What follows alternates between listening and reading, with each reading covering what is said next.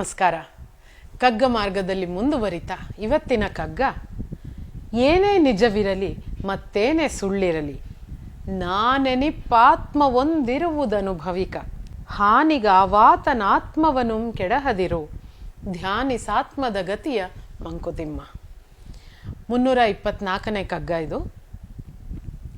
ಏನೇ ನಿಜವಿರಲಿ ಮತ್ತೇನೇ ಸುಳ್ಳಿರಲಿ, ಇದು ಯಾವುದೋ ನಿಜ ಇರ್ಬೋದು, ಇನ್ಯಾವುದೋ ಸುಳ್ಳಾಗಿರ್ಬೋದು, ಈ ಥರದೊಂದು ಇಲ್ವೇ ಇಲ್ವಂತೆ, ಇದೊಂದು ಸೃಷ್ಟಿ ಮಾಡಿದ್ದಂತೆ, ಇದು ಹಂಗಂತೆ, ಇದು ಹಿಂಗಂತೆ, ವಿ ನೆವರ್ ನೋ ಯಾವ್ದು ನಿಜನೋ ಯಾವ್ದು ಸುಳ್ಳೋ ನನಗೆ ಗೊತ್ತಿಲ್ಲ.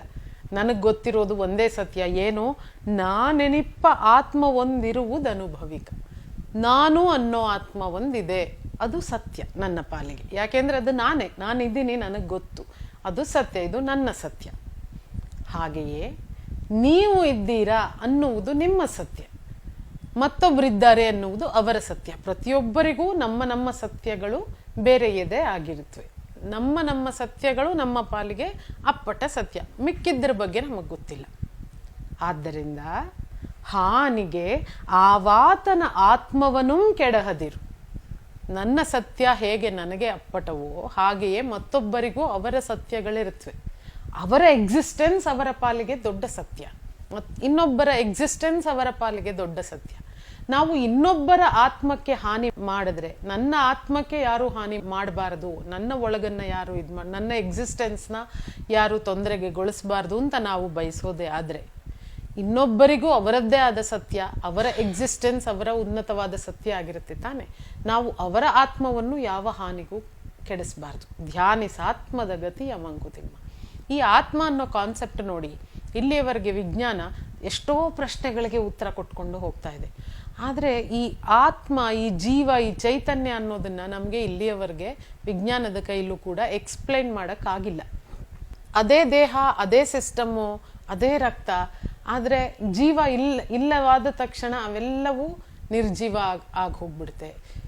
ಏನದು ಆ ಜೀವ, ಆ ಆತ್ಮ ಅಂದರೆ ಏನು, ಅದನ್ನು ಕರೆಕ್ಟಾಗಿ ಡಿಫೈನ್ ಮಾಡೋಕ್ಕಾಗಲಿ, ಅದರ ಒಳಹೊಕ್ಕು ನೋಡೋಕ್ಕಾಗಲಿ, ಅರ್ಥ ಮಾಡ್ಕೊಳ್ಳೋಕ್ಕಾಗಲಿ ನಮ್ಮ ದಾರ್ಶನಿಕರಿಗಾಗಲಿ ಅಥವಾ ಫಿಲಾಸಫರ್ಗಳಿಗಾಗಲಿ ಅಥವಾ ವಿಜ್ಞಾನಕ್ಕಾಗಲಿ ಇಲ್ಲಿಯವರೆಗೆ ನಮಗದನ್ನು ಪೂರ್ತಿಯಾಗಿ ಅರ್ಥ ಮಾಡ್ಕೊಳ್ಳೋಕ್ಕೆ ಆಗಿಲ್ಲ. ಆದರೆ ನಾನಿದ್ದೇನೆ, ನನ್ನದೊಂದು ಆತ್ಮ ಇದೆ, ನನ್ನ ಮನಸ್ಸಿದೆ, ಅದು ಈ ಥರ ಕೆಲಸ ಮಾಡುತ್ತೆ ಅನ್ನೋದು ನನ್ನ ಮಟ್ಟಿಗೆ ಅತ್ಯುತ್ತಮ ಸತ್ಯ. ಹೇಗೆ ನನ್ನನ್ನು ನಾನು ಗೌರವಿಸ್ಕೋತೀನಿ ಹಾಗೆಯೇ ಮತ್ತೊಬ್ಬರನ್ನು ಗೌರವಿಸಬೇಕು. ಇನ್ನೊಬ್ಬರ ಆತ್ಮವನ್ನು ಅವರಿಗೆ ನೋವಾಗುವ ಹಾಗೆ ಮಾಡೋದು ಅವರ ಸತ್ಯಕ್ಕೆ ಧಕ್ಕೆ ಉಂಟು ಮಾಡಿದ ಹಾಗೆ. ನನ್ನದನ್ನು ಯಾರೂ ಧಕ್ಕೆ ಮಾಡಬಾರ್ದು ಅಂತ ನಾನು ಬಯಸೋದಾದರೆ ಇನ್ನೊಬ್ಬರಿಗೂ ಧಕ್ಕೆ ಉಂಟು ಮಾಡಬಾರ್ದು ಅನ್ನುವಂತಹ ತುಂಬ ಸರಳವಾದ ಸೂತ್ರವನ್ನು ಈ ಮೂಲಕ ಹೇಳ್ತಾ ಇದ್ದಾರೆ DVG ಅವರು. ಏನೇ ನಿಜವಿರಲಿ ಮತ್ತೇನೇ ಸುಳ್ಳಿರಲಿ, ಅದು ಏನಾಗಿದೆಯೋ, ಸುಳ್ಳೋ ಸತ್ಯನೋ ಬೇರೆ, ಎಲ್ಲದೂ ಆ ಥರದ್ದೊಂದು ಕ್ವಶನ್ನಿಗೆ ಒಳಪಡಬಹುದು. ಅದು ಸತ್ಯ ಇರಬಹುದು, ಸುಳ್ಳಿರಬಹುದು, ಏನು ನಡೆದಿತ್ತೋ ನಮಗೇನು ಗೊತ್ತು, ಅವೆಲ್ಲ ಸತ್ಯವಾಗಿರುವುದು ನನ್ನ ಎಕ್ಸಿಸ್ಟೆನ್ಸ್ ಮಾತ್ರ ನನ್ನ ಪಾಲಿಗೆ. ಅದಕ್ಕೆ ತೊಂದರೆಯಾಗದ ಹಾಗೆ ನಾವು ನಮ್ಮ ಎಲ್ಲ ಸಿಸ್ಟಮ್ನ ರೂಪಿಸ್ಕೊಳ್ತೀವಿ. ನನ್ನ ಎಕ್ಸಿಸ್ಟೆನ್ಸ್ಗೆ, ನನ್ನ ಎಥಿಕ್ಸ್ಗೆ, ನನ್ನ ಸರಿ ತಪ್ಪುಗಳಿಗೆ ತೊಂದರೆಯಾಗದ ಹಾಗೆ. ಯಾಕೆಂದರೆ ನನ್ನ ಪಾಲಿಗೆ ನಾನು ಅಲ್ಟಿಮೇಟ್ ಸತ್ಯ.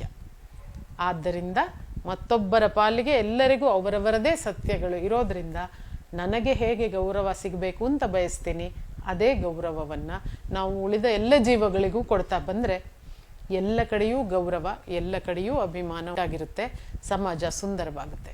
ಮತ್ತೊಂದು ಕಗ್ಗದಲ್ಲಿ ಭೇಟಿಯಾಗ್ತೀನಿ. ನಮಸ್ಕಾರ. ಅನುಕ್ಷಣದ ಸುದ್ದಿಗಳಿಗಾಗಿ ವಿಸ್ತಾರ ನ್ಯೂಸ್ ಯೂಟ್ಯೂಬ್ ಚಾನೆಲ್ ಸಬ್ಸ್ಕ್ರೈಬ್ ಮಾಡಿ. ಹೊಸ ಸುದ್ದಿಗಳ ನೋಟಿಫಿಕೇಶನ್ಗಾಗಿ ಬೆಲ್ ಐಕಾನ್ ಕ್ಲಿಕ್ ಮಾಡಿ.